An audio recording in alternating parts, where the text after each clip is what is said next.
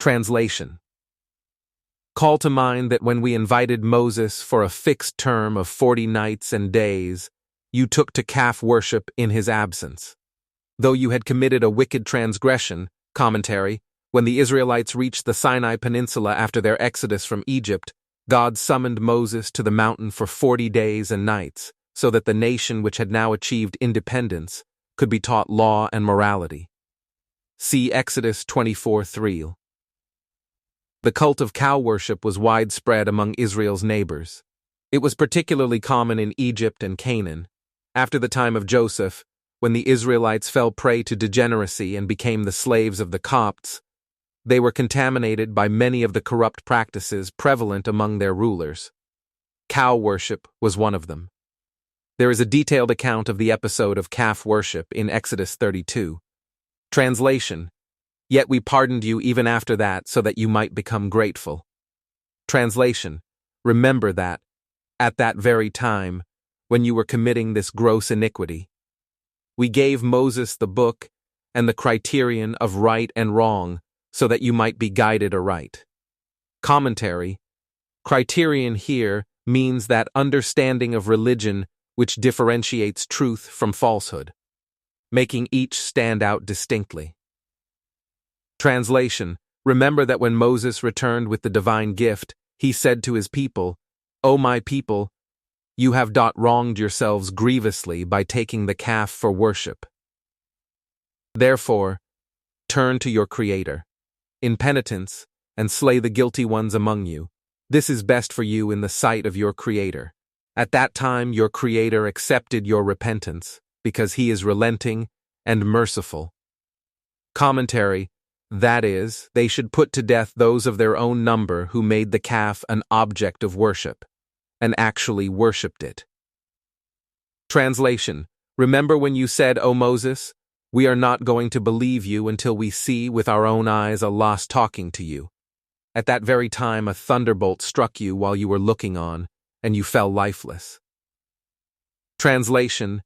Then we raised you to life so that you might become grateful for this favor. Commentary. The incident referred to here is the following. When Moses went to the mountain, he had been ordered to bring with him 70 elders of Israel. Later, when God bestowed upon Moses the book and the criterion, he presented them to the people.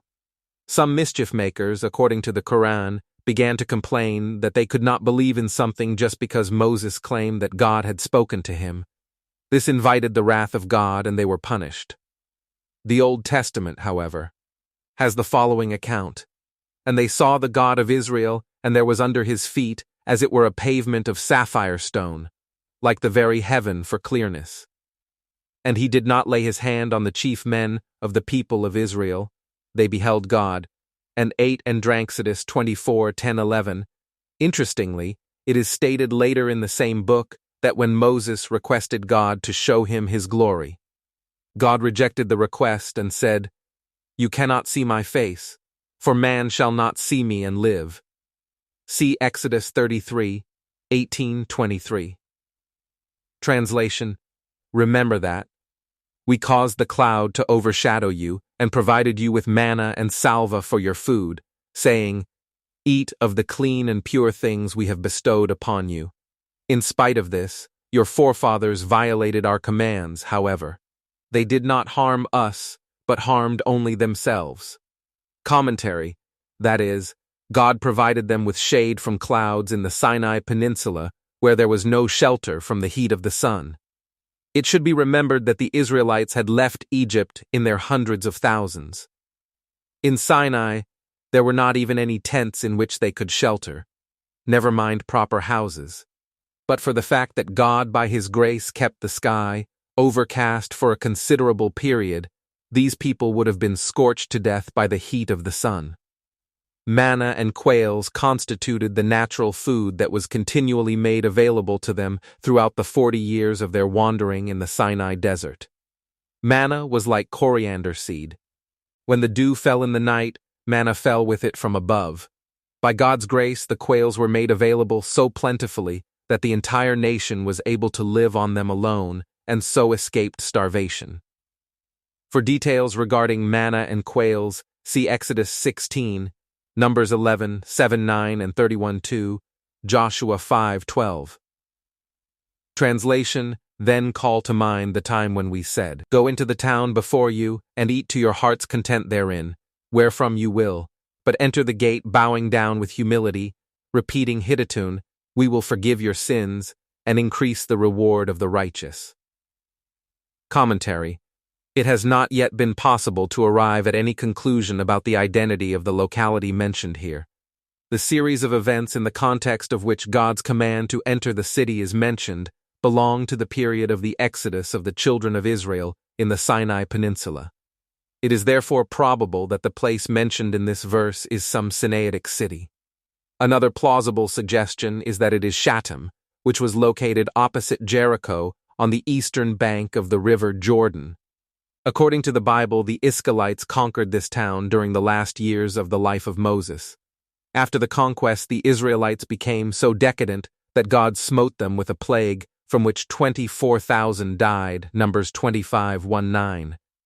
God's command was to enter the city not with the arrogance of tyrannical conquerors, but with the humility of men of God, 𝗪𝗏, in the manner in which the prophet would later enter Makkah at the time of its conquest. As for 𝗪𝗽, it could either mean that when they entered the town they should seek God's pardon for their sins, or that instead of plundering and massacring people in the wake of their conquest, they should proclaim an amnesty. Translation: But the transgressors perverted the words said to them entirely into a different thing. So we sent down upon the transgressors a severe torment from the sky. That was the punishment for the disobedience they were showing. Translation: Remember that when Moses prayed for water for his people, we answered, Strike the rock with your staff, whereupon 12 springs gushed forth from it. The people of every clan came to know their drinking place. Then they were enjoined, Eat and drink of what Allah has provided and do not spread disorder on the earth. Commentary: That rock can still be seen in the Sinai Peninsula with the 12 holes of the springs. 12 springs were caused to flow for the Israelites in order to avoid water disputes among their 12 clans.